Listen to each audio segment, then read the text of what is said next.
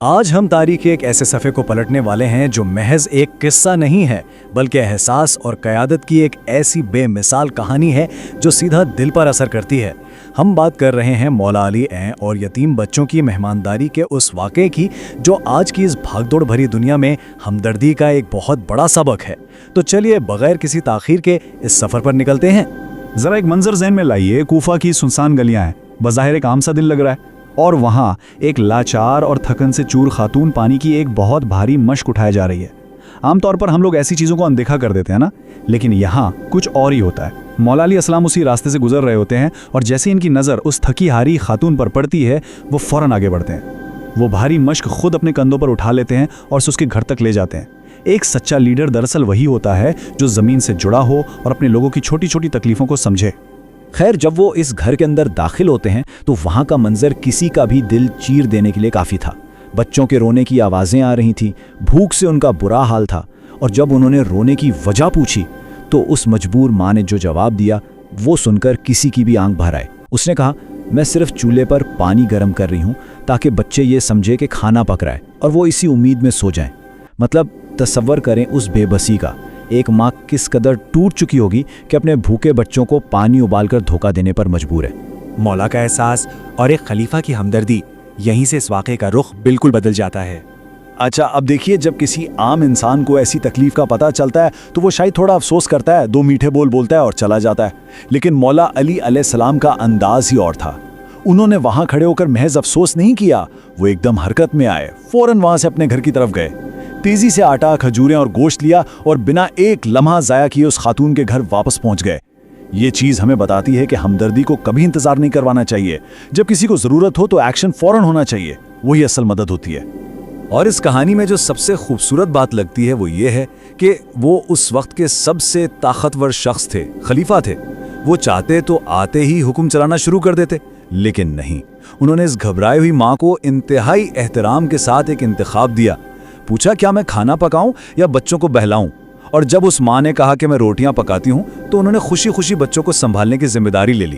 یہ ہوتی ہے دوسروں کی عزت نفس کا خیال رکھنا، انہیں چھوٹا محسوس کروائے بغیر ان کی مدد کرنا۔ اب اس کے بعد جو ہوتا ہے وہ ہے ان یتیم بچوں کے ساتھ کھیلنا اور انہیں تسلی دینا۔ ایک بالکل الگ ہی روپ سامنے آتا ہے۔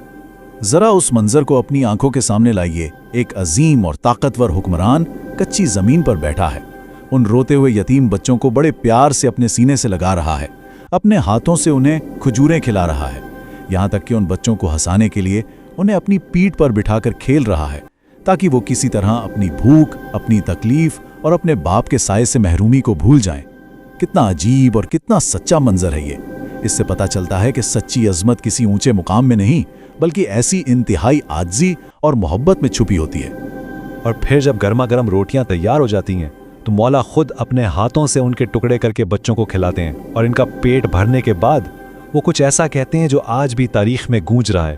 وہ کہتے ہیں، اے بچوں، علی کو معاف کر دینا کہ تمہارے حال سے بے خبر رہا۔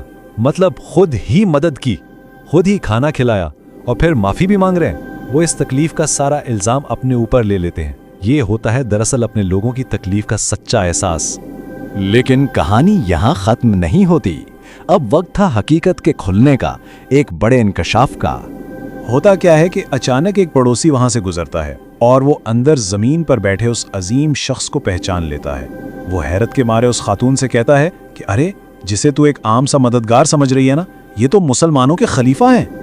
اب ظاہری بات ہے وہ خاتون بیچاری تو شرم کے مارے پانی پانی ہو گئی، فوراً معافیاں مانگنے لگیں کہ مجھ سے گستاخی ہو گئی۔ لیکن مولا علی نے کیا جواب دیا؟ انہوں نے کہا، نہیں، میں تم سے شرمندہ ہوں کہ میرے ہوتے ہوئے تم پر اس قدر سختی آئی۔ بس ایک جملے میں پوری انسانیت کے لیے قیادت کا نیا معیار طے کر دیا، اپنا مرتبہ نہیں جتایا بلکہ ذمہ داری قبول کی۔ تو سوال یہ پیدا ہوتا ہے کہ اس کہانی سے ہمیں کیا سبق ملتے ہیں، اور سب سے ضروری بات، ان اسباق کو ہم آج اپنی زندگیوں میں کیسے اتار سکتے ہیں؟ اگر غور کیا جائے تو اس میں 3 بہت ہی بنیادی مگر ضروری اسباق چھپے ہیں۔ پہلا ہے ہمدردی، خاص طور پر ان کے لیے جو یتیم ہیں یا اکیلے ہیں۔ دوسرا ہے تواضع، یعنی عاجزی۔ انسان زندگی میں کتنے ہی بڑے مقام پر کیوں نہ پہنچ جائے، اس کے قدم زمین پر ہی رہنے چاہیے۔ اور تیسرا، سب سے اہم، خاموش مدد، بنا کسی دکھاوے کے، بنا شور مچائے کسی کے کام آنا۔ اصل میں یہی وہ باتیں ہیں جن پر ایک بہترین معاشرہ کھڑا ہوتا ہے۔ जरा 2 मिनट के लिए रुकिए और सोचिए कि मौला अली अलैहिस्सलाम ने उन बच्चों के मुरझाए हुए चेहरों पर मुस्कुराहट लाने के लिए क्या कुछ नहीं किया। उन्होंने सिर्फ सामान लाकर नहीं दे दिया कि लो भाई खाना पका लो, नहीं, उन्होंने अपना वक्त दिया, अपनी जात को एक बच्चे के लेवल पर लाकर उन्हें खुश किया। इससे ये बहुत वाज़ेह हो जाता है कि कभी कभी सिर्फ मादी या पैसों की मदद काफ़ी नहीं होती।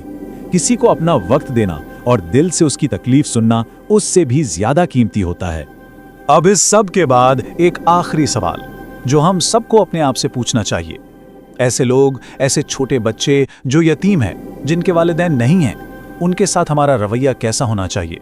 इस पूरे वाक़े से ये बात तो बिल्कुल तय है कि हमें सिर्फ उनकी ज़रूरियात पूरी करने तक महदूद नहीं रहना, हमें उनके दर्द को महसूस करना है, उन्हें वो वक्त, वो प्यार और वो इज्जत देनी है जो उनके टूटे हुए दिलों का मरहम बन सके।